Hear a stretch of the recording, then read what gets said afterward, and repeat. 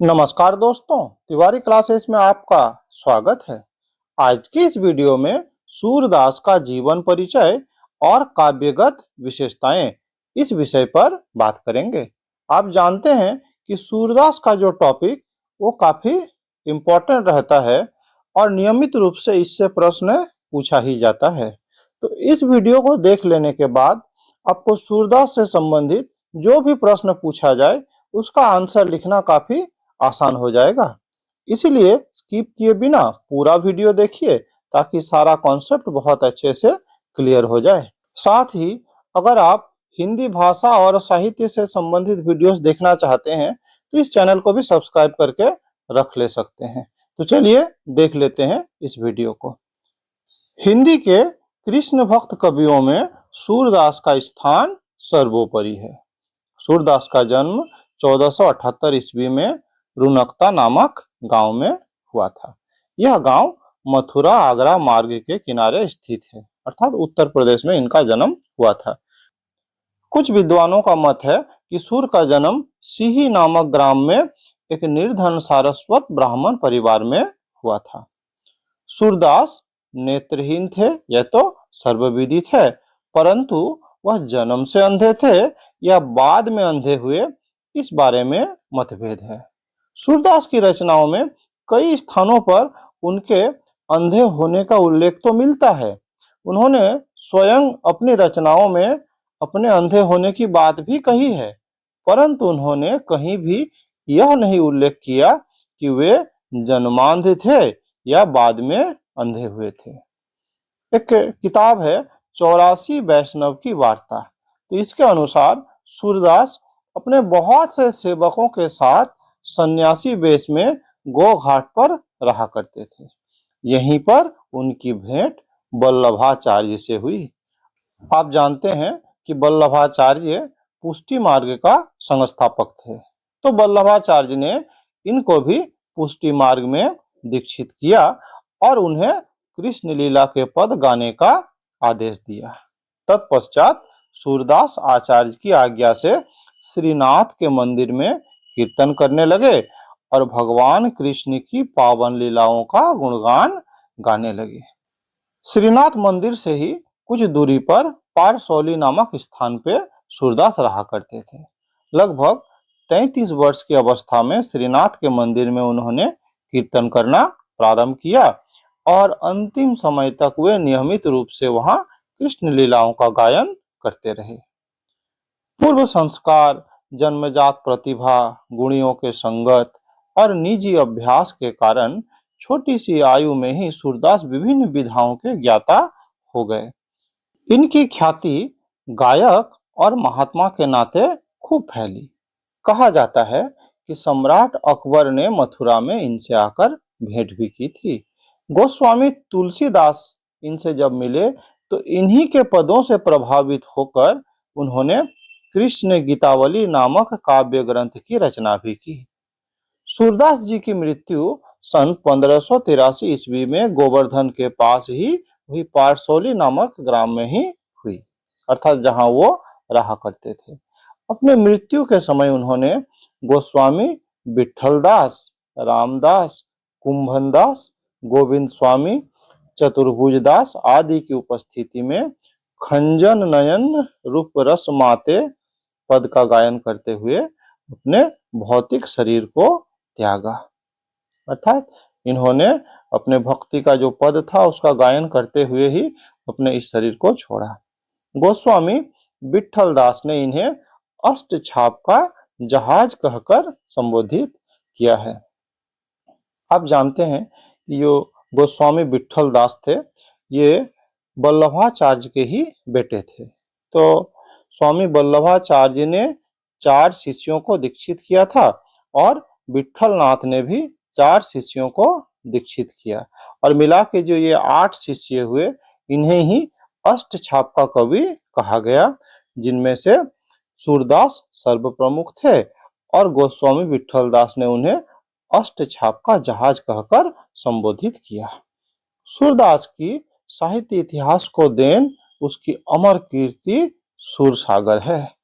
श्रीमद् भागवत के आधार पर सूरसागर में 1.25 लाख पद थे, परंतु वर्तमान के संस्करणों में लगभग 7,000 पद ही उपलब्ध बताए जाते हैं। सूरसागर में श्री कृष्ण की बाल लीलाओं, गोपी प्रेम, उद्धव गोपी संवाद और गोपी विरह का बड़ा ही सरस वर्णन है। इसके अतिरिक्त सूरसारावली और साहित्य लहरी इनकी प्रमुख काव्य रचनाएं हैं। तो इस तरह से आप कहें तो इनकी 3 प्रमुख रचनाएं हैं। पहला सूरसागर, ये तो सर्व प्रमुख है ही, लेकिन इसके अतिरिक्त सूरसारावली और साहित्य लहरी ये भी इनकी रचना है। इन्हें वात्सल्य रस का सम्राट भी कहा जाता है। अब हम इनकी काव्यगत विशेषताओं को एक एक करके समझ लेते हैं। तो पहली जो विशेषता है वो है कृष्ण लीलाओं का वर्णन। तो कृष्ण भक्त कवि लोक रंजनकारी कृष्ण की लीलाओं का उन्मुक्त गायन किया है। सूरदास की एक ही आशा और अभिलाषा है, वो है कृष्ण लीलागान। कृष्ण भक्ति के अनुसार कृष्ण ही केवल मात्र पुरुष हैं, से सभी तो जीवात्माएं हैं जो सदा कृष्ण लीला और विहार में लिप्त रहती है। कृष्ण भक्त कवियों ने श्री कृष्ण की बाल रूप में वात्सल्य रस से पूर्ण लीलाएं, सख्य रूप में लीलाएं, गोपियों के साथ माधुर्य भावपूर्ण लीलाएं समस्त कृष्ण भक्ति काव्य में व्याप्त हैं।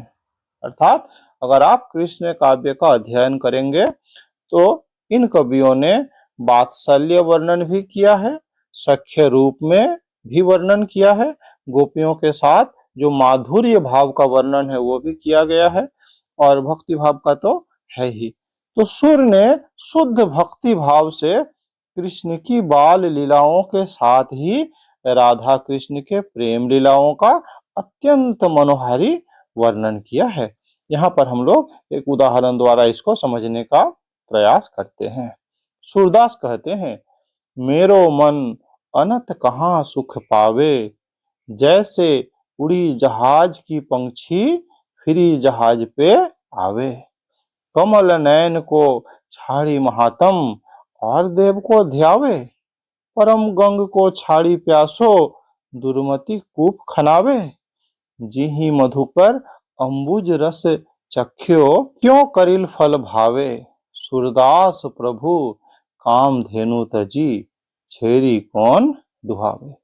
तो यहाँ पर उन्होंने कहा है कि जैसे कोई अगर पंछी है, अगर जहाज से उड़ के कहीं जा रहा है और जहाज समुद्र के बीच में हो, तो उड़ के जहां भी जाए फिर वापस उसको उड़ के उसी जहाज में आना पड़ेगा, है ना। उसी तरह से जो श्री कृष्ण है, इनके इन महानतम रूप को, इनके गुण को छोड़कर लोग अगर दूसरे देव को, दूसरे देवता का ध्यान भी करने लगे, लेकिन कोई फायदा नहीं, वापस उनको कृष्ण में ही आना पड़ेगा। कई उदाहरण देते हैं कि जैसे अगर कोई गंगा के जल को छोड़कर कोई दूसरे जगह का पानी पीना चाहता है, उसे जैसा अनुभव होगा, फिर से वो चाहे वापस आ जाएगा गंगा में ही। जैसे अगर कोई मधुकर है और वो क्या है, अम्बुज रस को चख लिया है, तो फिर उसको करेला का रस कभी भी अच्छा नहीं लगेगा। अगर किसी के पास कामधेनु है, तो कामधेनु छोड़कर कौन बकरी को दुहाने जाएगा। अर्थात बकरी का दूध किसको अच्छा लगेगा अगर उसके पास क्या है, कामधेनु है। तो इस तरह से उन्होंने कृष्ण का वर्णन किया है कि वह तो कामधेनु के समान है, वो तो गंगा के समान है, वो तो अमृत के समान है, कोई भी उसे छोड़कर और कहीं जाना नहीं चाहता है। वैसे ही अगले पॉइंट की बात करें तो बाल मनोविज्ञान का अद्भुत चित्रण सूरदास ने अपने काव्य में किया है। कृष्ण भक्त कवियों ने श्री कृष्ण के बाल जीवन को जितने विशद, सूक्ष्म और स्वाभाविक ढंग से वर्णित किया है, वैसा मनोवैज्ञानिक चित्रण अन्यत्र कहीं देखने को ही नहीं मिलता है। बाल मनोविज्ञान की जितनी गहरी पकड़ सूरदास के काव्य में है, उतनी किसी अन्य हिंदी कवि के काव्य में दिखाई नहीं पड़ती। उन्होंने कृष्ण के बाल्य जीवन की विविध मानसिक अवस्थाओं को बड़े ही सजीव ढंग से प्रस्तुत किया है। बच्चे के मन में ईर्ष्या, स्पर्धा, विस्थापन, जिज्ञासा, भय, रूठना, मनाना, लज्जा आदि जो भी भाव रहते हैं, उनका अत्यंत प्रभावशाली चित्रण उनके काव्य में मिलता है। लोग तो आश्चर्य हो जाते हैं कि वे अगर अंधे थे तो अंधा होने के बावजूद किस तरह से इन छोटी छोटी बातों की परख उन्हें थी। सभी चीजों को उन्होंने कितने बारीकता से वर्णन किया है, ये कैसे संभव हो सकता है। बाल कृष्ण को गोद में लेकर नंद बाबा ने घड़े में झांका तो कृष्ण को लगा कि नंद बाबा ने किसी और को गोद में उठा लिया है, अर्थात उसका ही प्रतिबिंब जब पानी में दिखा तो उसे लगा कि ये कोई दूसरा बच्चा है।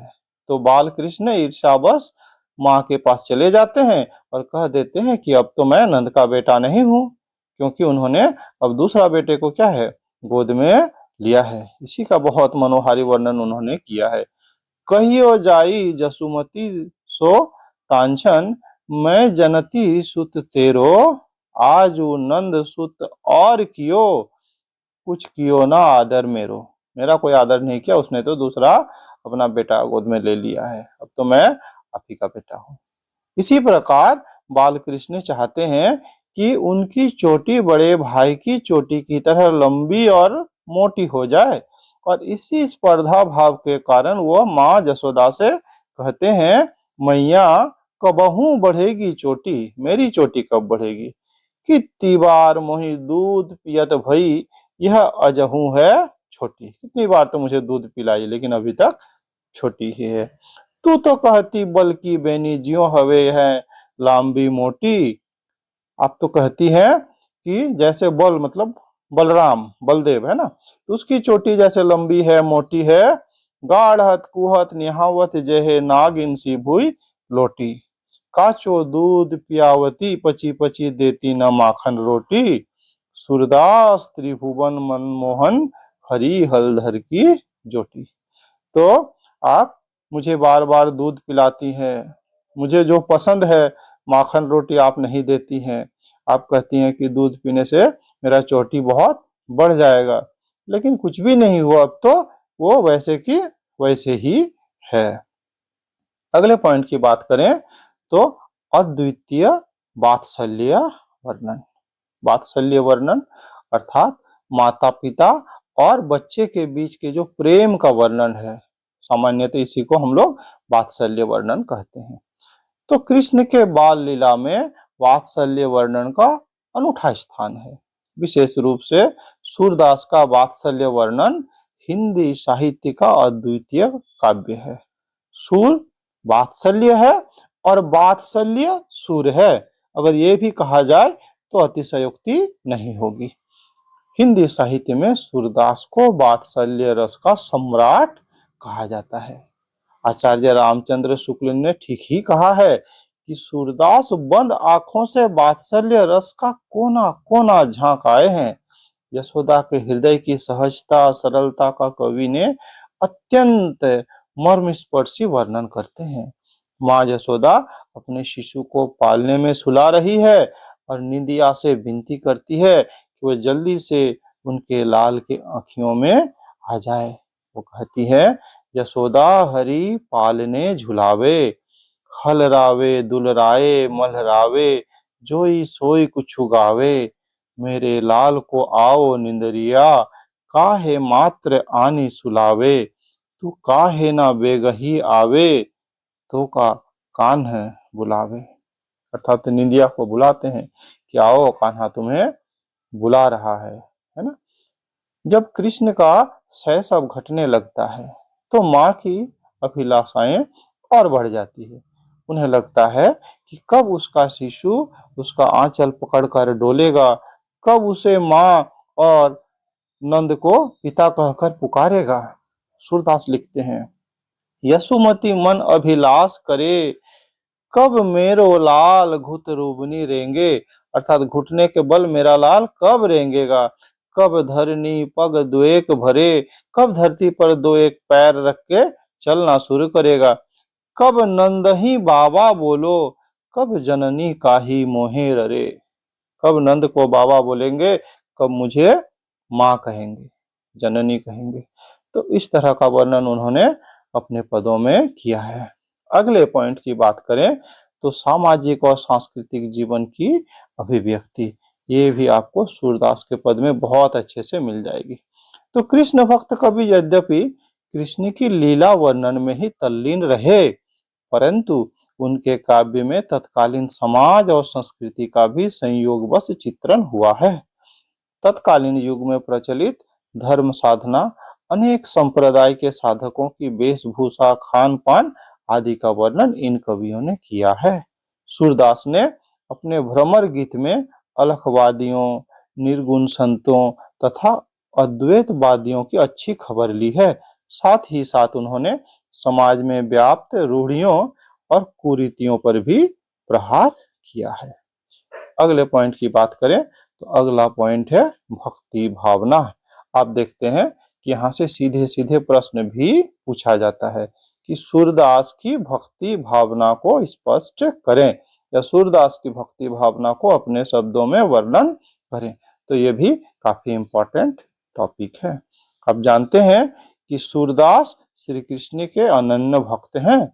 उन्होंने पुष्टि मार्ग के सिद्धांतों के आधार पर कृष्ण को अपना आराध्य स्वीकार कर उनकी लीलाओं का गान किया है। उनकी भक्ति सगुण भक्ति है। उनकी रचनाओं में प्रेम भक्ति के साथ साथ दास्य, सख्य, माधुर्य और वात्सल्य भावों की अभिव्यक्ति देखी जा सकती है। प्रेम भक्ति आप समझ रहे हैं, साथ ही साथ दास्य अर्थात आप हम क्या हैं, ईश्वर के दास हैं। सख्य अर्थात सखा के रूप में। माधुर्य अर्थात जो प्रेमी प्रेमिका के बीच के जो प्रेम संबंध का वर्णन है उसको माधुर्य भाव बोलते हैं। और वात्सल्य भाव जो माता पिता और बच्चों के बीच का जो प्रेम संबंध है, वात्सल्य भाव। तो ये सभी भाव उनकी रचनाओं में बहुत अच्छे से मिल जाएंगे। सूरदास की भक्ति विशेष रूप से सख्य भाव लिए हुए हैं, अर्थात सभी भावों का वर्णन तो उन्होंने किया ही है, लेकिन सख्य भाव का जो वर्णन है वो सबसे अधिक मिलता है। माधुर्य या प्रेम भाव की भक्ति के कारण धीरे धीरे कृष्ण भक्ति शाखा में श्रृंगारिकता का विकास होता गया।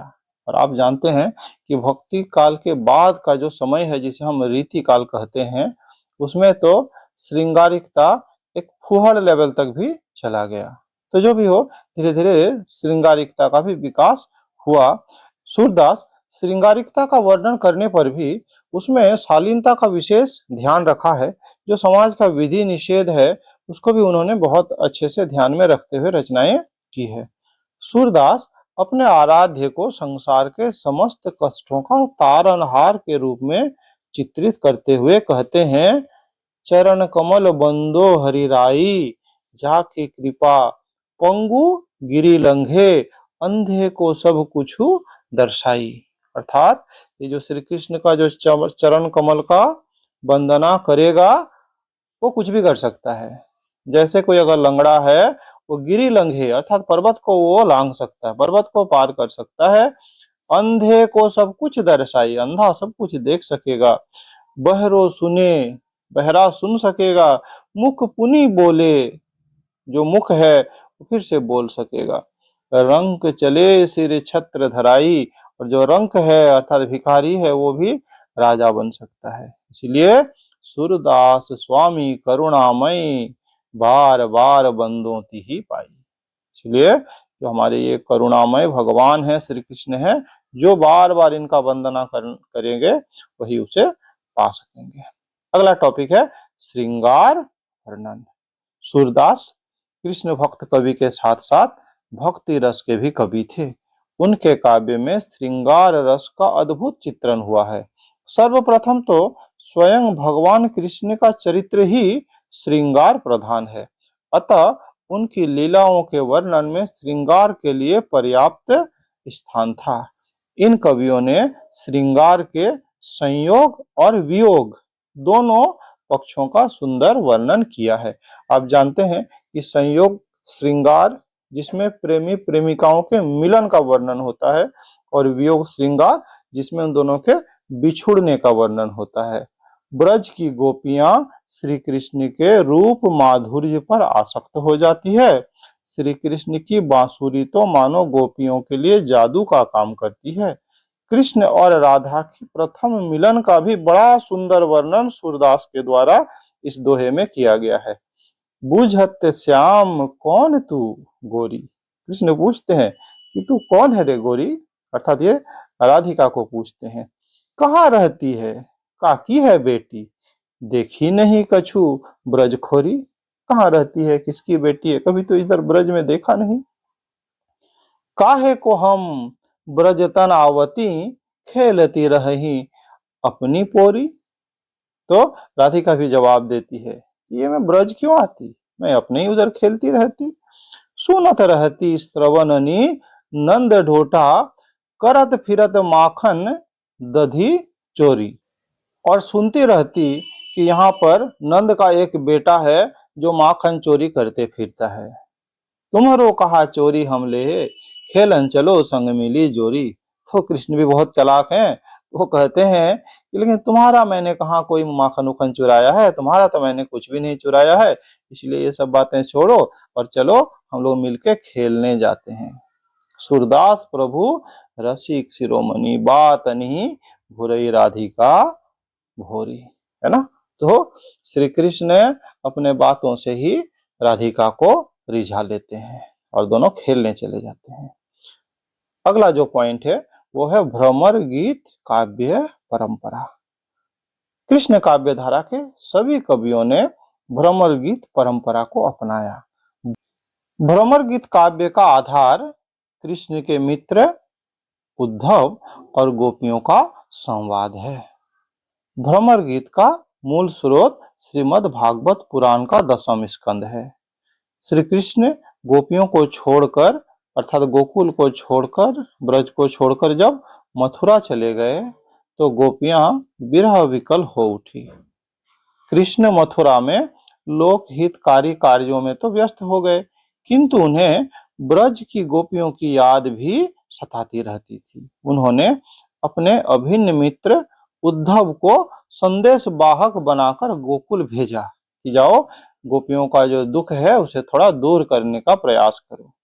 गोपियों ने उद्धव को भ्रमर का प्रतीक मानकर अन्योक्ति के माध्यम से उद्धव और कृष्ण पर जो व्यंग किए और जो उपालंभ दिए उसी को भ्रमर गीत के नाम से जाना जाता है।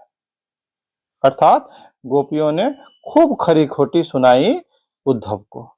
भ्रमर गीत प्रसंग में निर्गुण का खंडन और सगुण का मंडन। आप जानते हैं कि भक्ति काल में दोनों ही धाराएं काफी प्रसिद्ध हुई, निर्गुण काव्य धारा भी और सगुण काव्य धारा भी।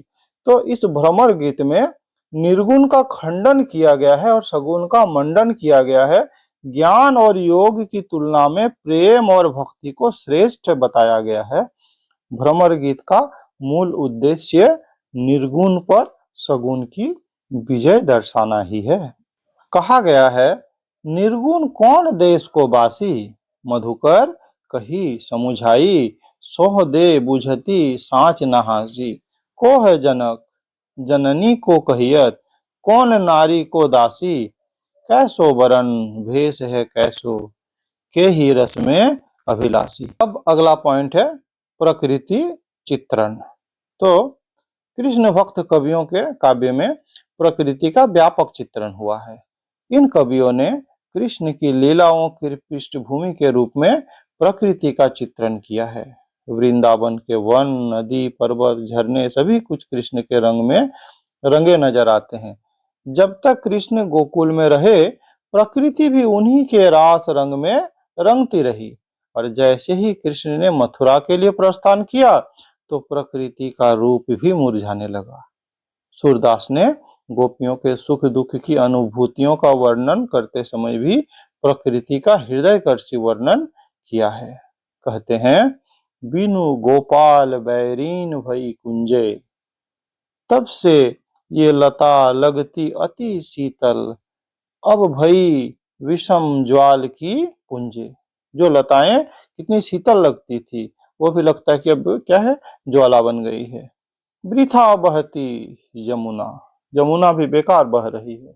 खग बोलत वृथा, कमल फूले अली गुंजे, मतलब कुछ भी चीजें अब क्या है, सही नहीं लग रहा है। पवन पानी धन सार संजीवनी, दधि सुत किरण भानु भई भुंजे। मतलब जो जो चीजें आकर्षक थी, प्रकृति की जो जो चीजें बहुत प्यारी थी, अब कोई भी अच्छा नहीं लग रहा है। और अब हम लोग ब्रज भाषा का अप्रतिम काव्य इस विषय पर बात कर लेते हैं।